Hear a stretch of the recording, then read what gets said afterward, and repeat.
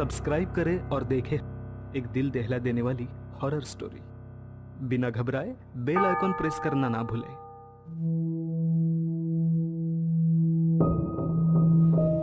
रात के 2 बज रहे थे। एक 30-35 साल की औरत सुनसान रास्ते पर ऑटो का इंतजार कर रही थी। तभी उसी रास्ते पर एक ऑटो आ गया। जैसे ही उस औरत ने हवा में हाथ लहराया, वैसे ही ऑटो ड्राइवर ने ऑटो उसके पास जाकर रोक दी। कहाँ जाना है मैडम? ऑटो ड्राइवर ने उस औरत से पूछा।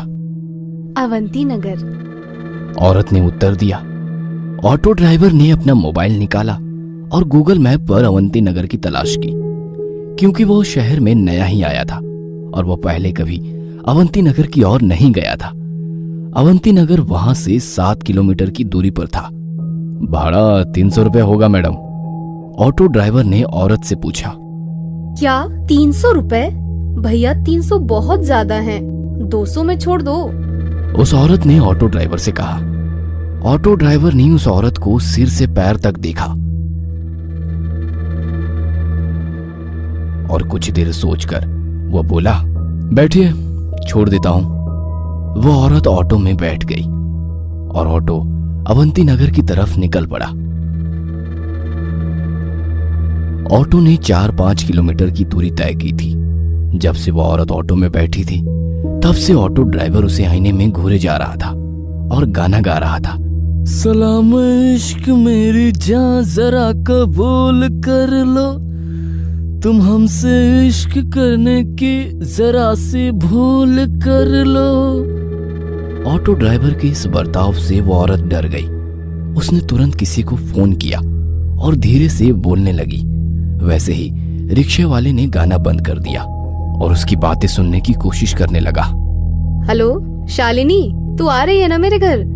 तुझे पता है ना कि मेरे पति विशाल अमेरिका चले गए हैं और मैं घर पर अकेली हूँ। वो औरत बोली। नहीं यार, मैं नहीं आ सकती। मैंने तुम्हें दोपहर में ही बताया था ना। फोन की दूसरी तरफ से दूसरी औरत बोली। ठीक है, मत आना। ऐसा कहकर उस औरत ने गुस्से में फोन रख दिया। ऑटो ड्राइवर ने उस औरत की बात सुन ली थी। उसने सुन लिया था कि वो औरत आज रात अपने घर पर अकेली है और उसके सहेली ने भी उसके घर आने के लिए मना कर दिया है। ऑटो ड्राइवर अभी भी शीशे से उस औरत को घूर रहा था। इस वजह से वो औरत बहुत ज्यादा डर गई थी। तभी उस औरत ने एक बंगले के सामने ऑटो ड्राइवर को रुकने के लिए कहा। ऑटो ड्राइवर ने देखा कि उस घर पर सिल्वर लीफ लिखा हुआ था। वैसे वो घर नहीं, एक बड़ा सा आलीशान बंगला लग रहा था। जैसे ही ऑटो रुक गया, वो औरत ऑटो से उतर गई और ऑटो ड्राइवर को पैसे देने के लिए उसने अपना हाथ आगे बढ़ाया।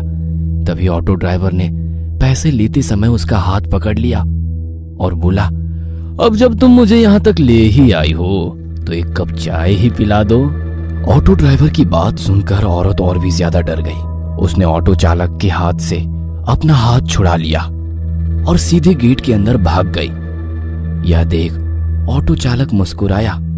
तभी उसकी नजर पीछे की सीट पर गई। औरत ऑटो में अपना मोबाइल भूल गई थी। इससे पहले कि औरत अपना मोबाइल लेने वापस आती, ऑटो ड्राइवर ने ऑटो स्टार्ट कर दी और वह वहां से 9-2-11 हो गया। कुछ दूर जाकर उसने ऑटो रोका और उस मोबाइल को देखा।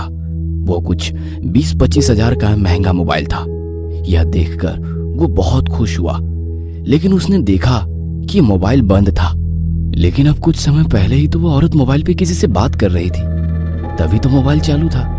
फिर इतने जल्दी ये बंद कैसे हो गया? वो मन ही मन बोला।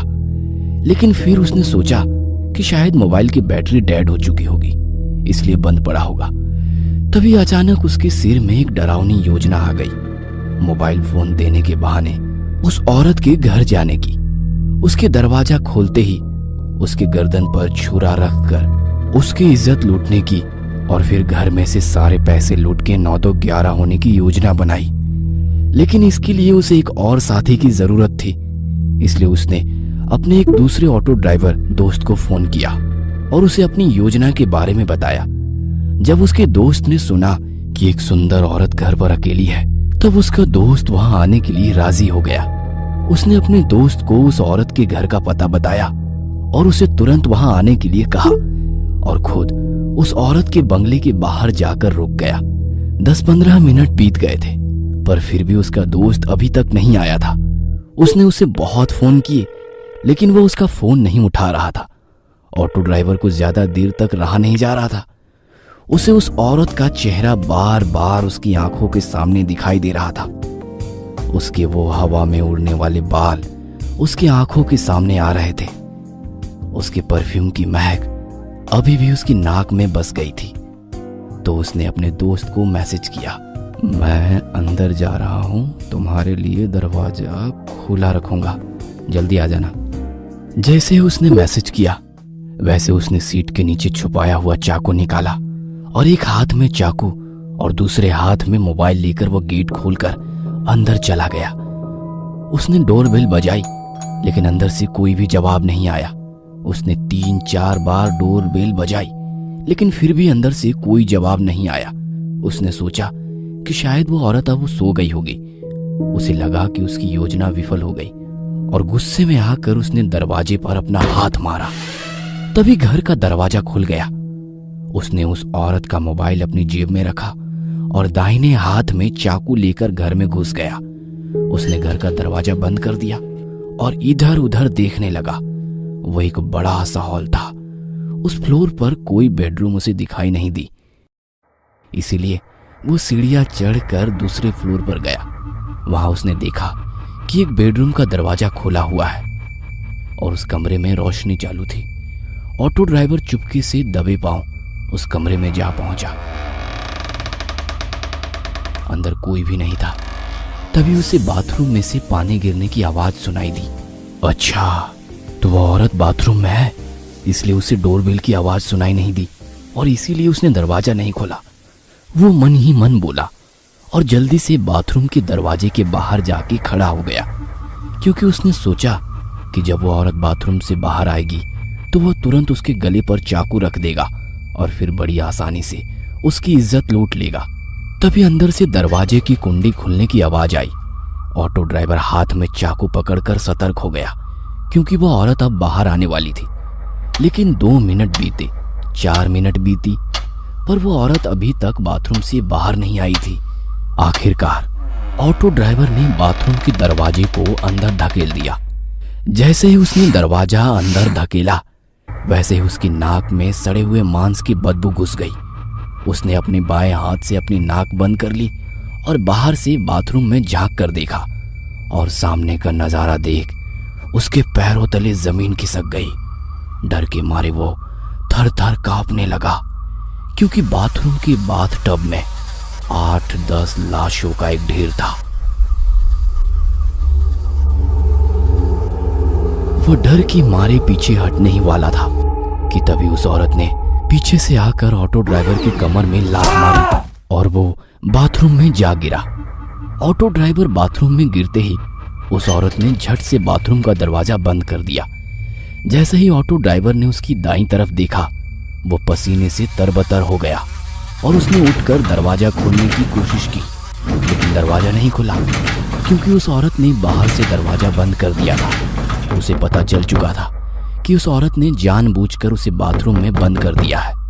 ऑटो ड्राइवर दरवाजा पीट पीट कर जोर जोर से चिल्लाने लगा, मैडम दरवाजा खोलो, मैडम मैं आपके पैर पकड़ता हूं, मुझे यहां से बाहर निकालो, मुझसे गलती हो गई मैडम, मुझे माफ कर दो मैडम। वो भीख मांग रहा था, लेकिन बाथरूम के बाहर से कोई जवाब नहीं आया।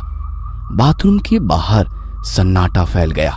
आखिरकार दरवाजा पीट पीट कर उसके हाथ दुखने लगे और उसने दरवाजा पीटना बंद कर दिया। उसने उसकी दाईं ओर देखा, वैसे ही उसे बाथ टब में लगा लाशों का ढेर दिखाई दिया। 8-10 लाशें एक के ऊपर एक रखी हुई थी और हैरानी की बात तो यह थी कि उन सभी लाशों के ऊपर ऑटो ड्राइवर की यूनिफॉर्म थी। इसका मतलब ये था कि वे सभी लाशें ऑटो ड्राइवर की थी। उसने अपने कपड़ों को देखा तो उसने भी वैसे ही यूनिफॉर्म पहन रखी थी। बाथ टब के बगल में मोबाइलों का ढेर पड़ा हुआ था। ऑटो ड्राइवर ने उसकी जेब से मोबाइल निकाला और वो फिर एक बार चौंक गया, क्योंकि बिल्कुल वैसे ही मोबाइल का ढेर था। वो समझ गया कि उसे धोखे से फंसाया गया है। उस औरत का ऑटो में कहना कि मैं घर पे अकेली हूं और उसके बाद ऑटो में मोबाइल छोड़ना, ये सब उसकी ही चाल थी और वह बुरी तरह से उसकी जाल में फंस चुका था। वो समझ चुका था कि वे सभी ऑटो ड्राइवर भी बिल्कुल उसकी तरह ही उस औरत के जाल में फंस गए थे और वो बाद में उसी बाथटब में मर गए। अब उसके साथ क्या होगा, इसका ख्याल उसके मन में ही आ गया। क्या ऑटो ड्राइवर उस भूतिया बंगलों से बच निकलेगा? इन सभी सवालों के जवाब जानने के लिए इस कहानी का अगला पार्ट देखना मत भूलना।